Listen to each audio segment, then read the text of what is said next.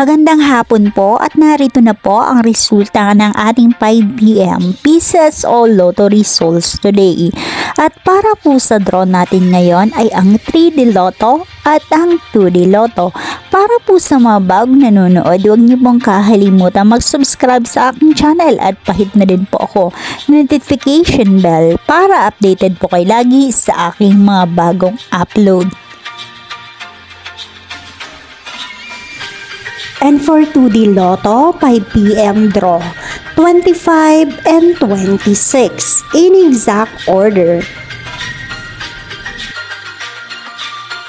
And for 3D Lotto, 5pm draw, 4, 4, and 5 in exact order. Maraming salamat po sa inyong panonood.